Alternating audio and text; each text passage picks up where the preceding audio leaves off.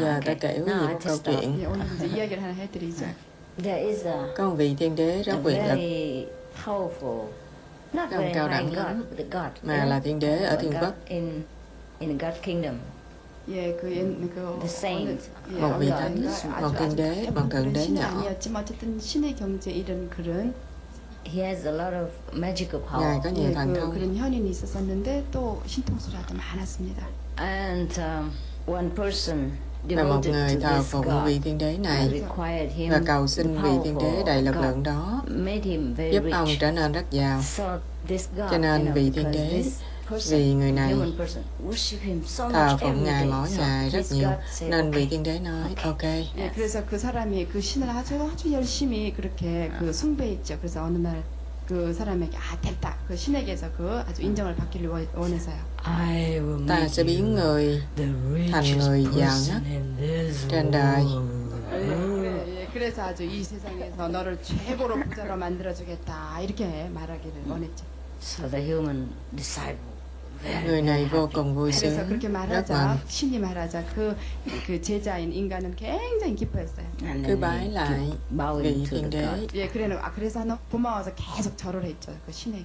Nên thiên đế nói với ông ta, 그래서 신이 그 사람에게 말하기를 That you người cứ run chạy along và bất cứ miếng đất nào whatever land you người chạy run qua through, that is your sẽ là đất của land. người. 그래서 너가 걸으면 얼마든지 걸을 수 있는 만큼 걷는 것이 전부 다 너의 땅이라고 그렇게 얘기했어요. Cho nên So người mộ đạo the human cứ devotee chạy, keep running, chạy running, mãi. running. 그래서 그 제자인 그 인간은 사람은 아주 열심히 계속 걸어갔죠. 뛰어갔어요. 아주. Và vị thiên đế nói, người có thể chạy cho đến hoàng hôn. 예, 그리고 또 신은 그에게 말했어요. 그 해가 질 때까지 그렇게 Trước hoàng hôn, Before the sunset, tất cả đất đai người chạy qua sẽ là của 그래서 해가 người. 질 때까지 그 달리건 그 곳이 전부 다 그 사람의 땅이 될 거라 그렇게 Cho 말했어요. nên người đó cứ chạy mãi, không màng có gai trên đường, không màng đá nhọn, không màng mồ hôi đổ, không bận tâm về chuyện gì cả. Ông ta cứ chạy mãi, chạy để được càng nhiều đất càng tốt. 그래서 그는 아주 그냥 그 가는 길에 있는 돌멩이나 또는 가시나 자기가 땀을 얼마나 흘리지 상관없이 아주 열심히 그렇게 뛰었어요. 왜냐하면 그 아주 많은 그 땅을 갖기 위해서요. Bởi vì đối với ông, thời gian bây giờ là tiền, là vàng. 왜냐면 이제 이 순간에는 그 아주 그 시간이 돈이니까요. 바로 금이었죠. Cho nên ông cứ chạy. Và dù khát, ông cũng không dám ngừng để uống, dù đói, ông cũng không dám ngừng để ăn kim chi, nhân sâm. 그래서 너무 그 열심히 뛰었기 때문에 아주 목이 말라도 물 마실 시간도 없었고 또 그리고 배가 고파도 그 김치를 먹을 시간도 없이 그렇게 열심히 뛰었죠. Rồi ông cứ chạy mãi. Vì thời gian có giới hạn. 왜냐면 그래서 아주 계속 뛰었어요. 왜냐면 시간이 한정돼 있으니까. Và đôi khi ông cũng không kịp thở. 그래서 너무 열심히 달려서 이렇게 숨이 막히는데도 숨을 이렇게 들어 마실 나름대로 숨을 돌릴 그런 시간도 없이 달렸습니다. Và mặt trời lặn xuống, gần lặn mất rồi. 그래서 드디어 해가 지었습니다. Cho nên ông càng cố gắng hơn nữa và ông càng chạy nhanh hơn. 그래서 조금이라도 더 많이 갖고 와서 아주 더 빨리빨리 달렸죠. Và ông hết thôi. 그래서 드디어 거의 죽을 지경에 이르러서 숨을 차서요. Gần như không thở nổi nữa, nhưng mặt trời sắp lặn rồi, ông ta phải làm cho được. 그냥 거의 숨을 쉴 수 없었지만 어쨌든 해가 지금 꼴딱 넘어가고 있기 때문에 아주 계속 달렸습니다. Nhưng sau đó, ông ta chạy, và đất của ông đã là miếng đất rất rộng. 그 후에 그 해가 드디어 진 다음에 가서 보니까 그가 달려온 그 땅이 아주 넓었어요. 굉장히 광활했어요.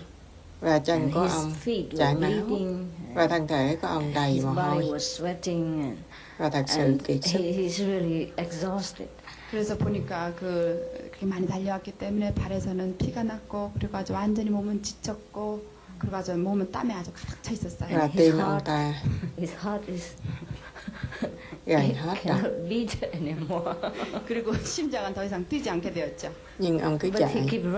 그런데도 계속 달렸습니다. 5 phút nữa, 10 phút nữa, 5분 더, 10분 1 더 phút 이런 nữa, 식으로. 1분 더 이렇게. và 1 giây nữa, mặt trời sẽ lặn mất. 그래서 1초만 더 지나면 이제 아주 완전히 해가 싹 이제 Cho 졌습니다. nên ông vẫn cố hết sức để chạy đến giây cuối cùng. 예, 그 마지막 순간에 아주 있는 힘을 다해서 뛰었습니다. Nhưng rồi khi mặt trời lặn, sun goes down. 그래서 해가 졌을 때 드디어 ông cũng lặn He theo. also goes down. 그도 역시 쓰러졌습니다. 간 거죠. Kết thúc Finished. chết, Dead. 끝난 chết. 거예요. Dead. 예, 죽었어요. Tròn khu đất So the là của whole ông, land, nhưng was không thể his. dùng. 예. but he cannot use it 어쨌든 그 모든 땅이 그의 것이 되었지만 아무런 소용이 없게 된 거죠. Bởi because too vì much greed. quá tham 왜냐면 lam. 탐욕이 너무 욕심이 많았기 Chỉ 때문입니다. cần nửa Even mảnh đất half of đó that đã đủ land cho ông. enough for him. 왜냐면 그 땅의 반도 아주 그에게는 아주 Ngay 충분했었습니다. cả 2/3 cũng là quá nhiều. Too much. 3분의 1도 아주 사실은 그에겐 더 너무 많아요. Nhưng lòng tham của But con người humans' greed is là vô hạn. limitless. 그렇지만 이 인간의 욕심은 한이 없는 것입니다. Therefore, he Do đó ông ta đã tự 그래서 giết mình. 그는 결국 스스로 죽게 된 꼴이 됐습니다. so what Như is vậy, the có use mảnh đất that he lớn như vậy owns rồi so chết big a land thì and có he ích gì? died? 그러니까 그가 그렇게 아주 많은 땅을 갖고 그리고 죽는 게 도대체 무슨 소용이 있겠어요? He died very Ông ta rich. chết rất giàu He nhưng died. đã 예, chết. 아주 부자지만 아주 부자가 되면서 죽었죠. 결국 죽은 겁니다. This Đây is là what điều xảy happened ra to cho many nhiều of người the people in this trên thế world. gian. 예, 이런 일이 아주 이 세상에 많은 사람들한테 일어나는 것이죠. Therefore, Cho nên most of the đa people số in this người trên world thế they are gian unhappy because không được they hạnh never had phúc enough. vì họ không bao giờ có đủ. 그래서 많은 사람들이 자기들이 아주 충분히 가지고 있지 않다고 생각해서 불행하다고 생각하죠. If they Nếu have họ có some, một ít, they họ want muốn more. có thêm. 그들이 좀 뭔가 가졌으면은 더 갖기를 원해요. And if Và they nếu họ có thêm, have more, they họ want vẫn more muốn thêm still. nữa. 예, 그리고 더 가지면 또 더 갖기를 원하죠. And that's the Và most đó là rắc troublesome rối lớn with nhất human cho being. nhân 예, loại. 그것이 우리 인간에게 가장 문제가 troublesome 되는 điều rắc rối nhất. 문제가 되는 것이죠. Phải, If we only know nếu chúng ta how, biết what bao is nhiêu là enough, đủ then we would thì never sẽ không suffer bao so giờ much. khổ sở đến như vậy. 우리가 어느 때 우리가 이것이 충분하다 이렇게 할 수만 있다라면 우리는 더 이상 고통을 당하지 않을 것입니다. But we never know Nhưng what's chúng enough. ta không bao 근데 giờ biết 우리는 đủ. 어느 때가 우리가 충분한지 그거를 우리가 알지 못하죠. Thanks Cảm ơn God Thượng that Đế, we have chúng ta Quantum có method. pháp môn quán âm. 그러니까 우리가 관음범을 알게 된 것을 하느님께 감사합시다. Because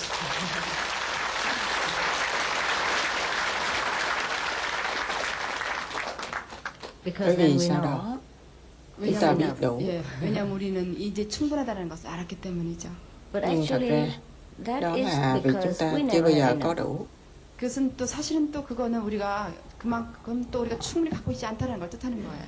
Therefore the Cho Quantum nên method pháp môn quán âm offer us cho limitless chúng ta có trí huệ vô tận, limitless tài sản vô tận, property bên inside trong và bên ngoài. and outside. 그래서 우리가 관음범을 통해서 그 무제한의 그런 여러 가지 지혜와 이런 것들을 또는 재물을 또 보화를 우리에게 내면으로나 외면으로 주는 것이죠. That to satisfy Thỏa mãn our sự ao ước forever vô tận longing for something. 그래서 của 우리의 chúng 그 ta 내면에 về 아주 điều gì đó. 영원히 갈망하는 그런 것들을 만족시켜 줍니다. Because if we have Bởi the vì Quantum method, we nếu có can pháp môn contact quán âm, with the whole chúng ta có thể universal cầu thông với lực power, lượng toàn and vũ therefore trụ. we have Và everything. vì thế chúng ta 왜냐하면 có 우리가 mọi thứ. 관음범을 하게 되면 우리가 우주와 같이 그 접촉할 수 있기 때문에 우리가 모든 것을 다 가질 수가 있습니다. At that time, not Lúc because đó our không phải greed vì lòng tham is bị cắt đứt, cut off, but our mà greed is lòng fulfilled. tham được So thỏa we don't mãn. want anymore. Chúng ta 왜냐하면 không muốn 그것은 gì nữa. 우리가 가지고 있는 욕심이 이렇게 끊어진 것이 아니라 우리는 더 이상 더 많은 것을 가졌기 때문에 우리는 더 이상 원하지 않게 되는 거죠. 많은 걸 가졌으니까. That's why after practicing Do đó, Quantum method for sau some khi time, tu hành pháp môn we quán âm don't feel like một thời wanting gian, anything. chúng ta cảm 그래서 thấy 우리가 như không muốn gì 그 nữa. 관음범을 수행하게 되면 더 이상 아무것도 원하지 않게 되는 그런 걸 느낄 수가 있습니다. Because we feel Bởi vì that chúng we ta have cảm enough. thấy đã 왜냐하면 có đủ, 우리가 그 아주 충분히 가졌다라는 그런 느낌이 있기 때문이죠. We feel satisfied cảm thấy 아주 mãn túc. 만족감을 느낍니다. because Bởi vì actually thật ra God is within Thượng this Đế ở trong temple. ngôi đền này. 왜냐하면은 사실 우리 그 신이 우리의 그 몸 안에 이 신전에 있기 때문이죠. Buddha is also Phật cũng vậy. similar. Buddha inside this temple. 예, 그리고 Phật 또한 ở trong 그 ngôi đền 비슷하게 này. 이 부처도 이 신전 이 몸 안에 있기 때문이죠. So 우리 for God Cho nên đối or với the Thượng Đế, dù là Buddha, Chúa hay only the Phật, whole universe chỉ will có cả satisfy vũ him. trụ mới thỏa mãn 그러니까 Ngài. 그 신이나 그 부처나 이런 모든 것들을 다 이 모든 그 우주의 것들을 다 만족시켜 주니까요. And now Và bây giờ after sau we khi know the biết Quantum method, pháp môn we quán âm, regain chúng ta lấy lại vũ trụ. 예, 그러니까 우리가 그 관음법을 알게 되면 우리는 다시 세상을 얻게 되는 것입니다. And our soul Và linh hồn knows chúng that ta biết now bây giờ we chúng ta đã regain. lấy lại. 예, 그 우리의 영은 우리가 다시 그것을 얻었다는 것을 알죠. So it's Cho nên nó satisfying. mãn 예, túc. 그래서 우리는 만족한 것이죠. That's the reason Đó là why lý do after practicing sau khi tu Pali hành method, pháp môn we Quán Âm, do not feel wanting chúng ta không cảm thấy muốn thứ vật materialism chất so nhiều. much. 예, 그래서 우리가 관음법을 수행하게 되면은 더 이상 어떤 물질적인 것을 원하지 않는 이유가 바로 그것입니다. And after practicing some more time, we Và sau don't khi even tu want, hành thêm một thời gian, we don't even care to become Buddha or chúng ta become thậm chí 그래서 không muốn 더 thành 좀 더 Phật 수행을 하게 hay thành 되면 Thượng 우리가 더 Đế. 이상 신이거나 부처가 되기를 원하지도 않죠. because inside we know we are Buddha. Bởi vì bên we are trong God. chúng ta biết 왜냐하면 mình là 우리가 Phật, 내면을 우리가 là Thượng 자신이 Đế. 이미 신이고 또 부처라는 것을 알기 때문이죠. The wisdom, the real Trí huệ, self, chân ngã biết, 그리고 우리의 그 본래 면목이 압니다. not the brain, but the real không phải đầu óc master mà inside. là vị chân sư bên 그러니까 trong. 이 뇌가 아니라 우리 내면에 있는 진정한 자아가 알죠. Therefore, we Cho become nên happier chúng ta and trở more thành content. vui 그래서 vẻ, 우리가 좀 더 hài lòng 행복하고 또 hơn. 만족스러워지는 것입니다. So that's the secret. 예, 그게 Cho 비밀. nên đó là bí quyết. Actually, the people who are Thật always ra, unhappy in this world, người trên đời it's lúc because nào they cũng know không vui, they don't have bởi the vì họ kingdom biết of God. 그래서 이 세상에서 không có 만족하지 thiên quốc. 못한 사람들은 알죠. 이 세상에서 그 자기가 그 신의 왕국을 갖지 못했다는 걸 알기 때문이죠. It's not really money. It's not Thật really ra land. không phải It's tiền, not really không phải đất fame đai, they want. It không is phải the danh tiếng là glory điều of họ the muốn, kingdom of God that they mà want. đó là 그래서 sự 그들이 huy 원하는 hoàng của 것은 thiên quốc. 땅이라든지 돈이라든지 어떤 명성이 아닙니다. 그것은 바로 신의 왕국을 찾기를 원하는 거죠. But because of not enlightenment, Nhưng vì không they khai don't ngộ, understand what they want. họ 그러나 không 그들이 hiểu họ 깨달음이 muốn gì. 없으면 정말 자신이 뭘 원하는지 그들은 모릅니다. They think it's money. Họ nghĩ đó là 그냥 tiền, 돈이라고 생각하죠. 돈을 원한다고요. Because money in this world bởi vì tiền trên thế associated gian with power, liên with kết với thế lực, happiness, hạnh with phúc, contentment, hài lòng, satisfaction. mãn túc. 그러니까 왜냐하면 이 세상에 이제 돈은 어떤 만족이라든지 또는 모든 걸 완성시킬 수 있는 것과 연결되어 있기 때문에 또 힘도 있고요. 그렇게 생각하죠. 돈 때문이라고요. So Cho actually, nên thật it is ra satisfaction, đó là sự mãn ý, contentment, hài lòng, hạnh phúc happiness that they seek. là điều họ tìm. 그래서 사실은 그들이 찾는 것은 정말 만족감과 행복과 어떤 그 충족감을 원하는 것입니다. It is not Không fame, phải danh it's tiếng, not địa vị famous nổi tiếng. position that they Họ really thật sự seek, tìm the people in this world. người It trên is thế the gian. glory, Đó là sự huy hoàng, understand? hiểu không? The honor, Danh dự, phẩm a cách dignity that people really mà người ta thật sự want muốn to có. have. 예, 그러니까 이 세상 사람들이 원하는 것은 정말로 어떤 이름을 날리는 이런 것들을 원하는 게 아니죠. 영광과 자기의 자존과 또 인간으로서의 존엄성 이런 것들을 찾기를 원하는 것입니다. And because in this world, Và bởi vì trên thế fame, gian, famous địa vị position, nổi tiếng, high position chức vị is cao associated, liên is a hệ symbol với of là dấu glory, hiệu của of sự huy honor. hoàng, danh dự, Therefore, they seek nên họ tìm kiếm fame, danh tiếng, seek địa position. vị. 그래서 우리가 이 세상적인 그 차원에서 우리가 지위가 올라가면 올라갈수록 어떤 영광과 또는 그 명예와 이런 것들과 연결되어 있기 때문에 사람들은 그것을 찾기를 원하는 거죠. 높이 올라가기를요. But Nhưng thật actually, ra it is đó là sự satisfaction, mãn glory, ý, honor. sự huy hoàng, See? danh 그래서 dự. 사실은 어떤 우리의 만족감과 어떤 영광과 그런 것들이죠. So the main Cho nên point điểm of chính the people in this của world người trên thế gian that makes them unhappy nó because làm they họ seek không vui vì glory, họ they tìm seek sự huy honor, hoàng, danh dự, satisfaction, sự thỏa mãn, happiness. hạnh phúc. 그래서 이 세상 사람들은 그 어떤 영광과 자기의 만족감과 어떤 그 명예로운 이런 것들을 찾기를 원하는 것입니다. But most of the Nhưng phần time they're nhiều not họ satisfied. không thỏa 근데 mãn, 대부분 사람들은 그걸 찾지만 만족하지 못하죠. That's why they're do đó unhappy. họ 그래서 không 그들이 vui. 불행한 겁니다. 행복하지 않은 거예요. And from that, Và từ breeds đó war, sinh ra chiến tranh, breeds, sinh ra đủ loại all va kind of chạm conflicts between giữa người people, và người, between families, giữa các gia between đình, giữa các quốc nations. gia. 그래서 사람들이 어떤 전쟁을 일으키기도 하고 가족 간의 갈등을 일으킨다든지 아니면 그 나라와 사이의 어떤 갈등을 일으키는 것입니다. That's why I Do told đó you, tôi if bảo quý vị, everybody nếu practice mọi người Kuan tu Yin hành method, pháp môn Quán Âm, they'll be so happy, họ cũng sẽ contented, hạnh phúc, hài lòng, satisfied, and no thỏa more mãn war, và không còn chiến no tranh, need không cần gì cả. anything. 그러니까 내가 말하기를 여태까지 모든 사람의 관음 법문을 수행하게 되면 아주 행복하고 또 만족되고 또 이렇게 충족하기 때문에 우리는 어디 갈 필요가 없는 것이죠. Because the problem is Bởi taken vì care vấn of đề from được the giải root. quyết từ gốc 왜냐하면 rễ. 그렇게 되면 그것이 바로 어떤 문제의 근원부터 뿌리부터 해결되기 때문에요. But Nhưng unfortunately, không ai in this world, trên đời này people have to người learn ta their phải học bài học lessons. của họ. 근데 불행하게도 그 이 세상 사람들은 스스로 각자의 어떤 그 공부를 해야 되는 상황에 처해져 있습니다. The Mọi moment khổ we não know sẽ our chấm true dứt self. vào khoảnh 그래서 khắc 우리 chúng ta 진정한 nhận 자를 biết 아는 chân ngã. 순간 모든 고통이 끝나는 것입니다. Even though we still Mặc dù có lúc sometimes feel chúng ta vẫn cảm thấy bị ảnh hưởng affected by the suffering of other people, vì but sự we khổ não của người ourselves khác, do bản not thân feel chúng ta such a deep không cảm thấy quá đau suffering like khổ before enlightenment. 그러니까 như trước khi 우리가 khai ngộ. 어떤 상황에 그 고통스러운 상황에 벌어져서 우리가 영향을 받는다 하더라도 우리가 깨달음을 얻기 전처럼 그렇게 깊이 영향을 받지는 않습니다. Because we just feel very fulfilled vì inside. chỉ cảm thấy 왜냐면 rất trọn 우리는 vẹn 이미 bên 내면에 trong. 아주 충족감을 느끼기 때문이죠. Whether we have more money Dù before chúng ta than có before, nhiều or we tiền have hơn less lúc money trước than before. hoặc 그러니까 có ít 우리가 hơn 그 lúc trước, 전에 깨달음 얻기 전에 돈을 많이 가지고 있었던 또나 그 돈을 적게 가졌던 상관이 없습니다. We always feel enough, rich. chúng tôi luôn cảm thấy đủ 항상 giàu. 우리는 그 충분히 가지고 있다 아주 부자라고 생각하죠. Yes.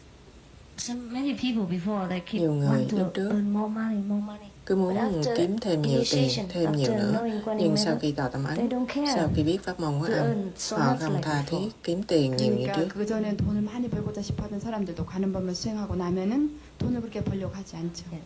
They will just earn enough to live Họ chỉ kiếm đủ để 그냥 sống 하기에 적당하게 그 정도의 그 넉넉한 돈이 있으면 된다고 생각합니다. and save time for meditation. 그리고 Và 그 dành thời giờ để 시간에 tọa thiền. 명상하려고 시간을 아끼죠. Is that right? 맞죠? phải vậy không? Yes.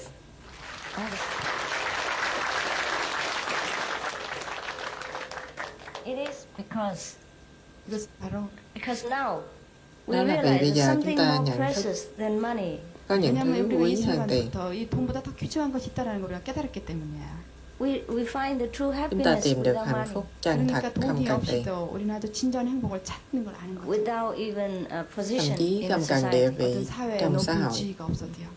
Because before we think money Bởi vì can lúc bring trước chúng ta nghĩ happiness, tiền có thể mang hạnh phúc, high position can bring địa vị glory and cao honor. có thể mang Now lại we huy know, hoàng và no. danh dự. We Bây seek giờ chúng ta honor biết only. chúng We ta seek chỉ tìm danh glory dự inside. và sự huy hoàng And bên now we trong. found it. So we Và bây don't giờ care tìm được about rồi, nên the chúng ta position. We không don't để care tâm about về money địa vị, because now we know the position, không để the tâm về money tiền bạc. is not the Bởi vì real chúng ta biết địa vị, tiền bạc không phải là điều mang đến danh dự, glory and huy satisfaction. hoàng và 그러니까 mãn ý. 여태까지 우리가 그 높은 지위를 갖고 또 돈을 많이 가지면 우리가 영광과 또 영예와 이런 것들 다 가질 수 있으라고 생각했는데 사실은 그런 것이 진정한 우리의 그 영광과 영예를 찾는 그런 것이 아니라는 것을 알게 되는 거죠. 돈도 상관없고 또 그 높은 지위가 그런 것을 주지 않는다는 걸 우리는 깨달은 것입니다. Just because before we look for Chỉ money, we vì look for lúc trước position, chúng ta just kiếm because we tiền, thought that tìm would địa give us vị, chỉ vì honor, chúng ta nghĩ happiness. điều 왜냐면 đó sẽ 우리가 mang 그 lại danh dự và 전에 hạnh 높은 phúc. 지위에 올라가려 하고 돈을 벌려고 하는 것은 그렇게 되면은 우리에게 진정한 그 영광과 영예를 줄 수 있으라고 생각했었기 때문이죠. After initiation, we Sau khi realize tỏ that tầm ấn, chúng ta nhận biết rằng it's not không true. phải, 근데 우리가 입문한 후에 그것이 사실이 아니라는 것을 우리는 깨닫게 되는 겁니다. So we look for the real cause cho nên of chúng ta tìm căn nguyên contentment and real cause của of sự mãn túc happiness. và hạnh 그래서 phúc. 우리는 그 이후에 정말 진정으로 행복해지고 만족할 수 있는 그런 과정을 우리는 알게 되는 것입니다. Actually, if Thật we vậy. all practice Nếu virtues chúng ta ai and cũng tu hành wisdom, đạo đức và trí huệ, 사실은 우리가 어떤 덕 있는 생활하고 또 우리가 수행을 하게 되면 no need police, no need rồi không army, cần cảnh sát, 그러니까 không cần quân đội, 경찰도 필요 없고 또는 군대도 필요 없죠. save a lot of money, 그럼 tiết 그 kiệm rất 아주 nhiều 많은 tiền 돈을 절약하는 겁니다. and save a lot of và paperwork. tiết kiệm nhiều 그리고 giấy 아주 tờ. 많은 그런 사무적인 일도 우리는 줄이는 거고요. But as it is, Nhưng cứ như 그렇지만 bây giờ, 어쨌든 세상은 이렇습니다. maybe there's still a need for có government. lẽ vẫn cần 그래서 đến 어쩌면 chính 정부가 quyền. 필요한지도 모르죠. The people of this world Người thế are their gian own enemies. là kẻ thù của chính họ. 이 세상 사람들이 사실은 자기 자신이 그 자신의 적입니다. Because there is a better way to Bởi vì run có their cách own tốt lives hơn and to để make sống, the country và better làm and cho to quốc make the gia họ planet tốt better, hơn, but they địa do cầu not tốt follow. hơn, nhưng họ không theo. 왜냐하면 자기 스스로가 더 좋은 삶을 살 수 있고 더 좋은 사람이 될 수 있고 이 지구를 더 좋게 할 수도 있는데도 사람들이 그 방법을 따르지 않기 때문이죠. Therefore, creating conflicts, war, Cho nên and tạo ra suffering xung đột, between chiến each tranh và other. đau 그래서 khổ cho nhau. 우리가 그 서로 간의 전쟁과 갈등을 그 만들어내는 것입니다. Some who created believes in Có God người and tạo in nên the niềm tin về name Thượng of Đế God, và they vinh do danh it. Thượng Đế. And some of Họ the làm điều people đó. created Và một because số người tạo ra create war bởi and vì so because tạo they chiến don't tranh và believe như in vậy, it. bởi vì And the họ people không who tin Thượng Đế. suffer from it Và một số người bị also khổ não believe từ điều in đó God. cũng And some tin vào people Thượng Đế. blame God. And Và some có people người trách believe Thượng there's Đế no và có God. người Therefore there's tin suffering. là không có Thượng There's Đế. also a lot Do of đó những điều như vậy xảy ra. 그래서 Cũng có rất nhiều điều. 어떤 사람들은 그 자기가 그 신이라고 소위 신이라는 사람을 믿고 또 어떤 사람들은 신을 믿지 않고 또 그래서 모든 것들을 그렇게 책망하게 되죠. Thượng Đế bảo chúng ta điều để làm, tòa thiền, trì giới, nhưng chúng ta không làm và chúng ta làm ngược lại và được kết quả ngược lại. Tức là sự đau khổ, rồi chúng ta trách Ngài, nói 그 không có 신은 Thượng Đế. 우리에게 덕 있는 생활하고 명상하고 계율을 지키라고 하는데도 우리는 그렇게 그 신이 가르쳐 준 거에 반대로 이렇게 따르면서 무슨 일이 일어나면은 신을 책망하게 되죠. 그렇죠? 신이 잘못했다고요. Yes. And then a few people Và who rồi số believe ít người God, who keep the tin Thượng commandments Đế, from God, giữ những điều răn của Thượng Đế, sometimes also affected đôi khi cũng bị ảnh by hưởng the non-believers bởi những người không or tin, the people who cause trouble hoặc những người in tạo God's nên name. rắc rối trong danh nghĩa 그래서 Thượng 그 Đế. 아주 열심히 신을 따르고 이런 사람들, 소수의 사람들도 어떨 때는 그 신을 믿지 않는 그런 사람들에게 영향을 받게 됩니다. People say God is the most powerful. Người ta God is nói the Thượng Đế most có quyền quy respected. tối thượng, But I đấng think được God kính is the ngưỡng nhất. poorest. Nhưng tôi nghĩ Thượng Đế là đấng đáng thương nhất 그래서 trong 사람들은 toàn 나도 vũ 신이 trụ. 아주 전능하고 아주 그 힘이 아주 제일 많다고 생각하지만 나는 이 세상 제일 불쌍한 그 존재가 신이라고 생각하죠. Nobody ever consider his Không ai để tâm đến sự miserable khổ não, position. hoàn 아무도 cảnh, 신이 địa 얼마나 vị của 비참한 Ngài. 상황에 처해져 있는지를 상관하지 않으니까요. The people who believes him always ask Những him for người tin something. Ngài 왜냐하면 그 사람들은 luôn 그 cầu 신에게 xin Ngài 그냥 điều gì 날마다 đó. 뭘 달라고 청하기만 하죠. And the people who Và get những người nothing không from được him will ban blame cho him 그리고 그 for not 아무것도 giving sẽ him trách anything. Ngài, 아무것도 주지 않은 không cho 것도 họ 그 gì 기도가 cả. 들어주지 않으면 항상 그 신을 책망하겠죠. Or sometimes curse him 그리고 또 Hoặc đôi khi than vãn nặng lời for their own misfortune. 자기의 về 그 sự bất hạnh của họ. 불행으로 인한 것을 그 신을 원망하고 저주하기도 합니다. And some the people who don't believe in God Và những người also không tin Thượng Đế cũng gây rắc rối, 그리고 또 신을 믿지 않은 사람들도 문제를 일으키기도 하고요. blacken his name. 왜냐하면 xấu 그 tên 신의 của 이름을 Ngài. 더럽히죠. And there's always something like that. 이렇게 và luôn 이름이 luôn có 항상 điều như 있습니다. vậy. No wonder our world is so chaotic. Đó là vì sao thế Because gian the hỗn people loạn. who believes in God do Bởi not vì really do người tin what Thượng God Đế says. không thật 왜냐하면 sự 신을 믿는 làm điều 사람들도 Thượng Đế 정말 dạy. 신이 하라고 하는 대로 하지 않고 있으니까요. They only expect favors, but they Họ do chỉ mong not ân like huệ to work. nhưng lại 왜냐하면 không 오직 thích 그 làm việc. 사람들은 신에게 어떤 청하기만 원하고 스스로 그걸 원하는 그 신이 시키는 걸 하지 않습니다.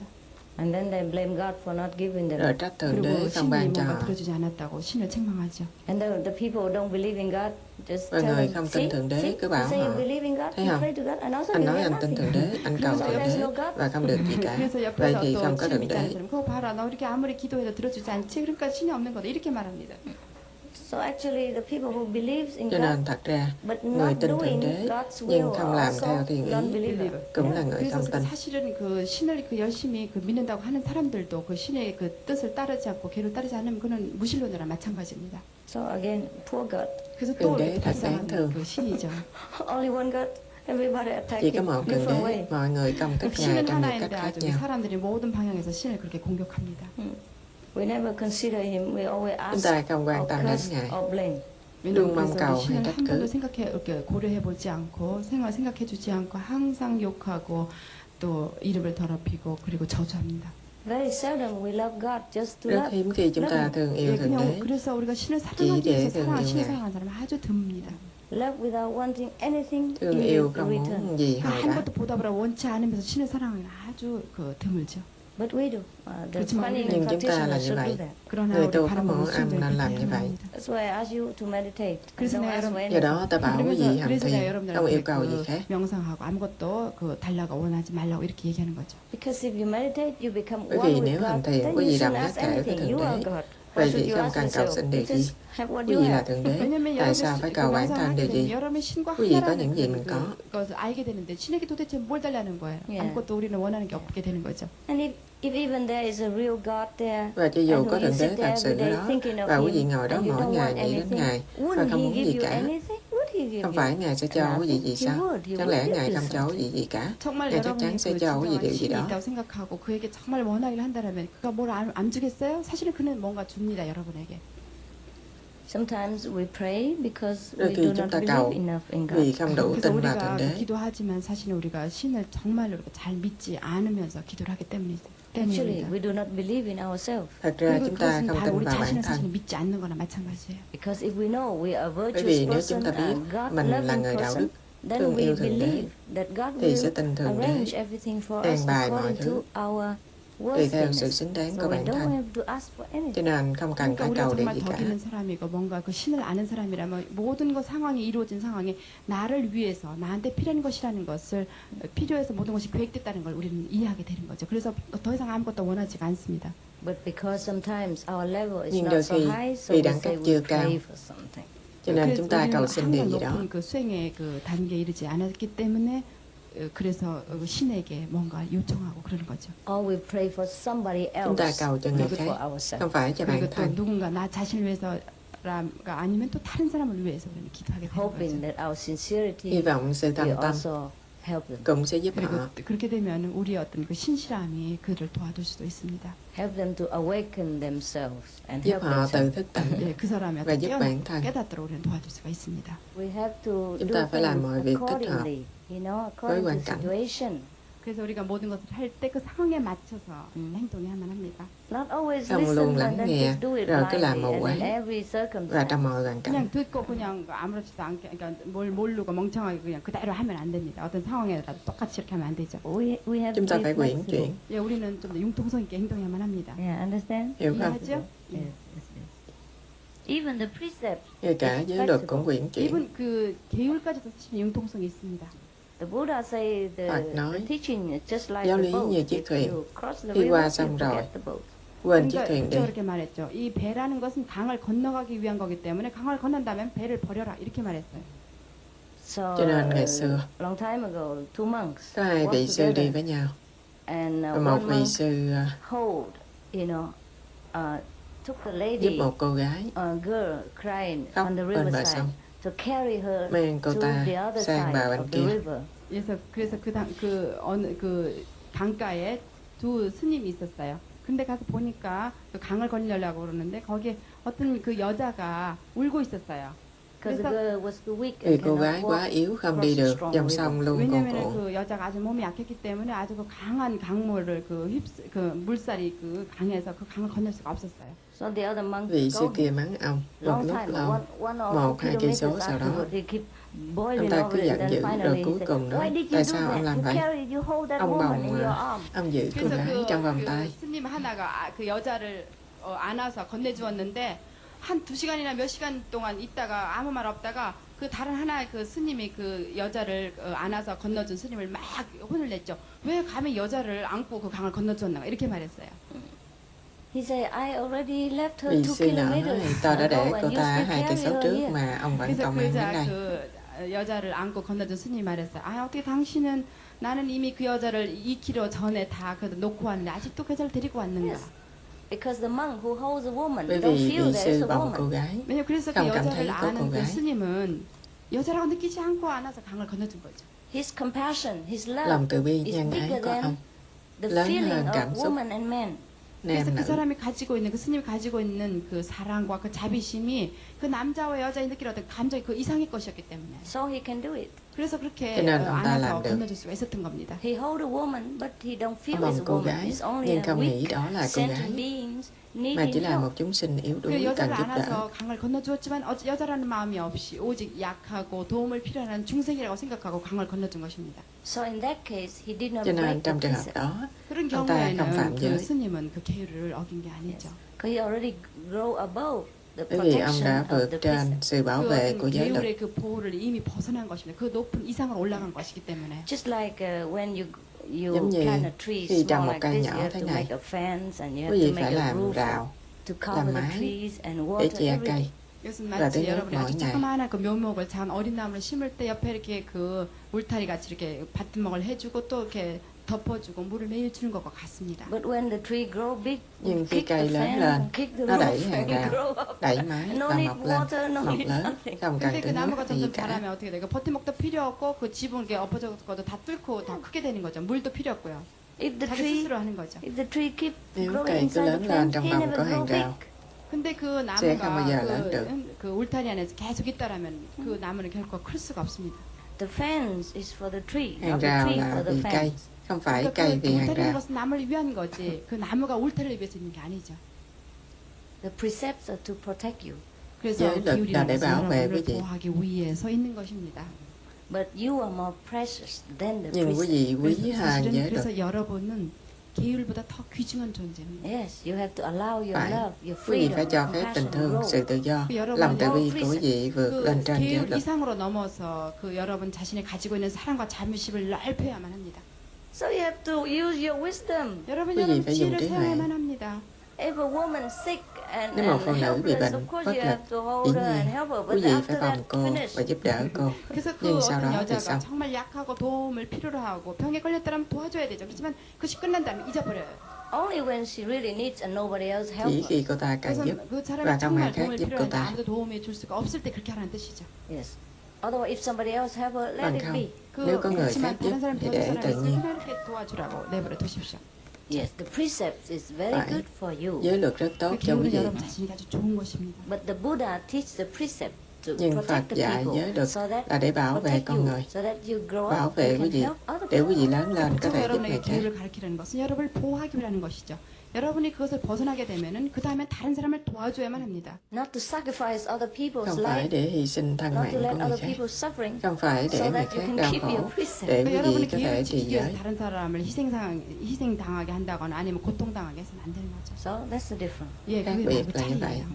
차이예요. Yes. So you should Phải. go more for Cho group nên quý meditation. vị nên đi 또 cộng 아까 tu nhiều 질문하신 hơn. 분 아시죠? 집단 명세 좀 더 많이 참가하도록 And 하십시오. that will help you more power Điều đó sẽ giúp to quý vị có thêm lực lượng overcome the để obstacle. vượt qua 그래서 trở 그, ngại. 예, 그 집단 명세의 rất 그 nhanh. 힘으로 그런 모든 걸 극복할 수 있도록 그렇게 하십시오. So most of the problems Cho you nên have đa are số vấn đề self-created. quý vị có 예, 그래서 là 여러분이 tự 사실 do 갖고 있는 mình tạo. 문제는 스스로 만든 거예요.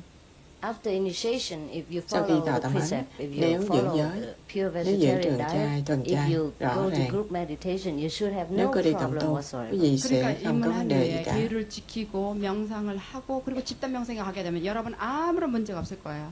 In fact, most of the Thật problematic ra, questions đa số come những câu from the hỏi thắc people mắc who don't đều come từ for những group người meditation, không đi who cộng do tu, not understand my teaching and không who do hiểu not giáo lý của follow tôi closely và the không cẩn teaching thận and the noi theo giáo instruction. lý 그래서 và 그런 điều 질문을 hướng 하는 dẫn. 사람은 대부분 집단 명상에 오지 않거나 또는 내 가르침을 제대로 이해하지 못한 사람들이 그런 질문을 합니다. So Jesus said, if you love me, Cho keep nên Chúa my Giêsu nói nếu thương ta, ngồi 그러니까 kinh 예수가 danh ta, 말했죠. 나를 hãy giữ điều 사랑하면 내 răn của ta. 계율을 지켜라고 말했죠. commandments. Doesn't mean Điều anything răn big không deal. phải Meditate, là điều gì vegetarian. nghiêm trọng. Yeah, Ta keep the thiền, precept. ăn 그러니까 chay, 그 thuần 계율이라는 chay, 게 별게 trì giới. 아니에요. 예, 명상하고 계율을 지키고 그러는 뜻입니다. Group meditation very strong. 그래서 집단 명상은 굉장히 Cộng 힘이 tu 세죠. rất mạnh. Jesus said, when two people sit in my Chúa name, Giêsu nói I'm with them. khi hai 그래서 người 예수가 ngồi 이렇게 bên danh ta, 말했습니다. 두 ta ở 사람이 bên họ. 모여서 내 이름으로 기도를 하면은 내가 거기서 있겠다고 이렇게 말했죠. If you cannot come every week because Nếu quý vị your không thể đến situation mỗi is tuần different, but vì if hoàn cảnh khác sincerely biệt, meditate with the master quý vị phải inside. thành tâm tọa Or thiền come now với and sư phụ again, bên trong you know, và come as thỉnh much thoảng as you đến, can. đến càng nhiều 그러니까 càng tốt. 여러분이 정말로 상황이 좋지가 않아서 집단 명상을 나오지 못할 때는 정말로 여러분 내면에 있는 스승을 간절히 원하면서 명상을 해야 됩니다. 그리고 상황이 허락하는 한 최대한으로 집단 명상에 참석해야만 합니다. Help yourself. 예, 여러분 스스로 Giúp 도우십시오. bản thân mình. So you see, group meditation. Cho nên quý vị powerful. thấy 예, 그거 봤죠? 그러니까 càng 이게 tu 집단 lực lượng 명상이 rất 얼마나 mạnh. 힘이 좋은지, 힘이 센지. If I can, I always go to also Nếu có group thể, meditation. tôi 그래서 cũng luôn 나 đi cộng tu. 자신도 내가 할 수만 있으면 나는 항상 집단 명상에 갑니다. All right. 됐죠? Được All rồi. of you satisfied? Tất 모든 cả 사람 quý vị 다 mãn ý chứ? 만족해요? Ah. Yeah.